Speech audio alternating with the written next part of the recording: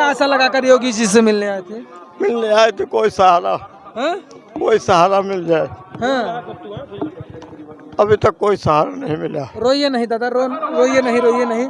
जो भी उचित मदद होगी हम लोग किया जाएगा आपसे। इधर योगी जी प्रतापगढ़ में भाषण दे रहे हैं आके, उत्तर प्रदेश सूबे के मुख्यमंत्री हैं। उधर उन्हीं से मिलने के लिए दो याचक खड़े हुए हैं। ऐसे दो ही याचक साहब जी ऐसे ग्राउंड में नहीं खड़े हैं, ऐसे कई याचक हैं जो अपनी समस्याएं लेकर खुद योगी जी के पास आए हैं। लेकिन साहब कहाँ मुख्यमंत्री के पास इतना समय होता है कि किसी से वो मिल पाए।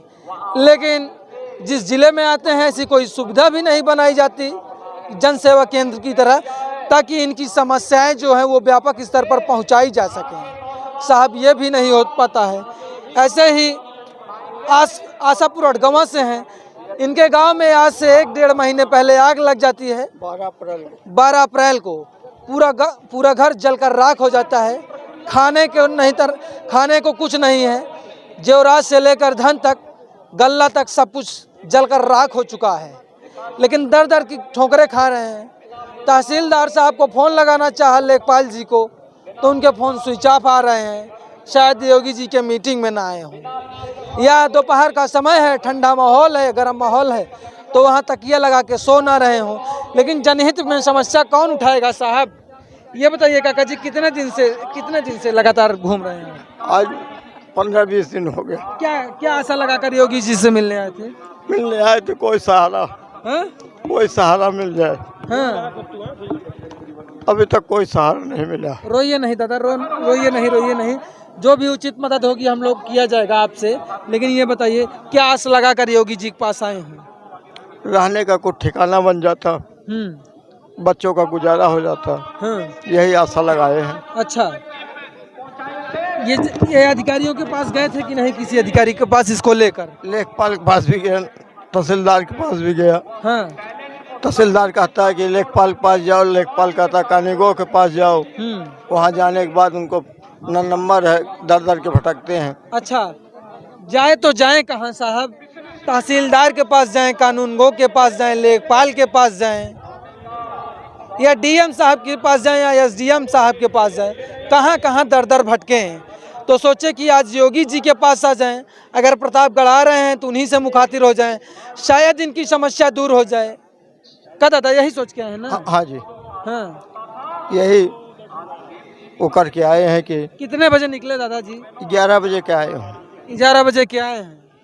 मुख्यमंत्री जी भाषण दे रहे हैं, देख रहे हैं कि नहीं? हाँ। लेकिन शायद आपकी ये जो याचिका है उन तक नहीं पहुंच पाएगी। अधिकारी जो यहाँ थे उनसे बोले कि नहीं? कुछ बोला तो कह रहे हैं कि वहाँ जाओ, इधर जाओ। यहाँ जो पुलिस वाले लगे हैं, इनसे कुछ कहा आपने? पुलिस वाले से कहा, अम्बुला साहब ये कागज पहुँचाना।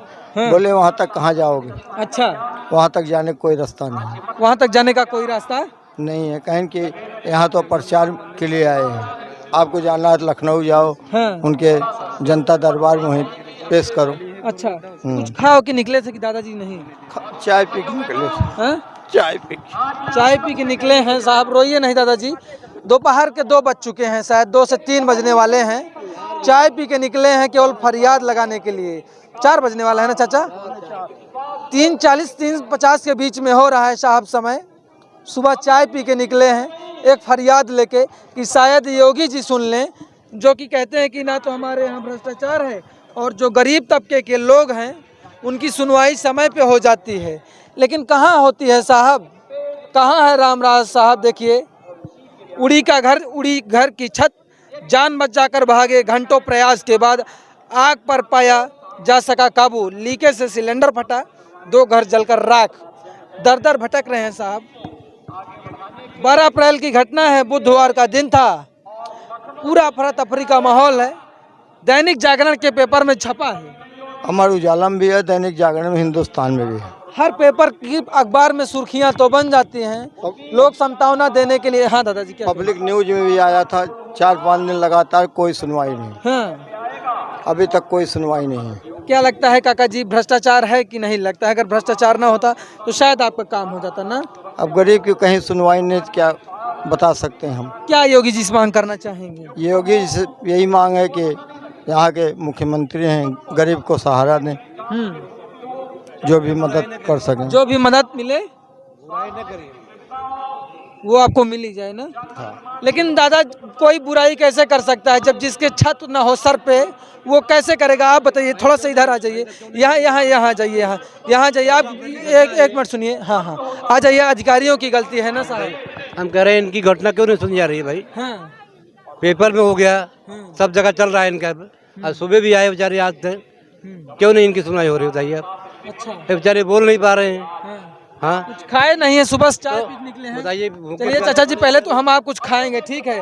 आपको कुछ खाना खिलाते हैं या कुछ भी खिलाते योगी हैं? जी आए हुए हैं, हाँ। इनका दर्शन मार्ग नहीं हो पा रहा है इनका बेचारे का। क्या लग रहा है ऐसे लोगों के लिए क्या न्यायोचित व्यवस्था होनी क्या बताएं आपसे, हम तो भाई नहीं कहते इससे, चाहिए? कोई उम्मीद नहीं बेचारे इनको। अधिकारी आज भी भ्रष्ट है ना? बिल्कुल भ्रष्ट है, डर नहीं है बड़े कोई भय नहीं इनको। वो तो मुख्यमंत्री बिल्कुल कोई किसी का नहीं, हाँ।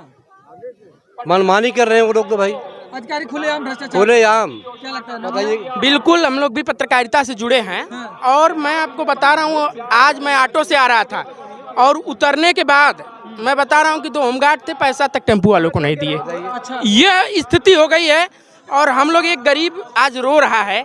नगर निकाय में आज देखिए चुनाव हो रहा है तो 2-2 ठो क्या केला बांट करके हॉस्पिटल में समाजसेवी लोग बनने चले आते हैं, लेकिन आज एक का छत उजड़ गया, किसी को कोई सुनवाई नहीं है। बड़े नेता क्या? आए, विधायक जी आए हुए हैं यहाँ पे, अच्छा। तो इनकी सुनाई कभी अब कौन सा विधानसभा आपका है? पट्टी लगता है। पट्टी है, बिल्कुल ना है।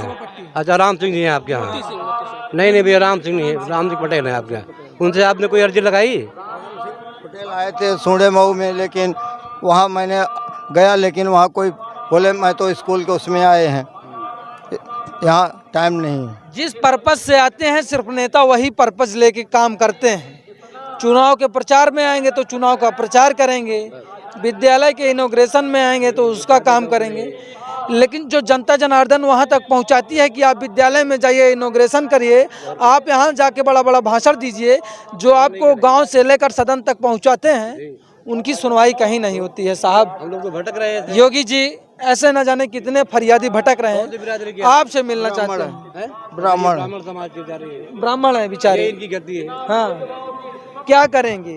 कोई सुनने वाला नहीं है साहब। ऐसे लोग दर दर की ठोकरें खाते रहेंगे। भैया कोई अधिकारी चलती नहीं है क्या प्रतापगढ़ नेताओं की? चलते क्या कहेंगे भैया? भैया चलने के लिए अधिकारियों का पूरा सुशासन राज्य के व्यवस्थित कर रहे हैं, लेकिन अधिकारी कहते हैं कि मान नहीं रहे हैं। अभी आपको मैं घटना बताता हूं, कानपुर में जाते हैं, किसी गरीब का कप्पड़ उठाने के लिए उसका घर दला दिया जाता है। सारनाथ में आप जाएंगे, सारनाथ में एक गरीब का ठेला उठाने लगते हैं, हार्ट अटैक से मर जाती है। क्या सारे कानून गरीबों के लिए ही बने हैं क्या? अमीरों के लिए कानून नहीं बने हैं क्या? जब वीआईपी आता है तो हमेशा ठेले वाले को 2 डंडा मार के भगा दिया जाता है, वही किसी लग्जरी गाड़ी से बड़े आदमी का बेटा जाता है, किसी की हिम्मत तक नहीं होती है कि उसको रोक दे। क्या यह कानून सिर्फ गरीबों के लिए है?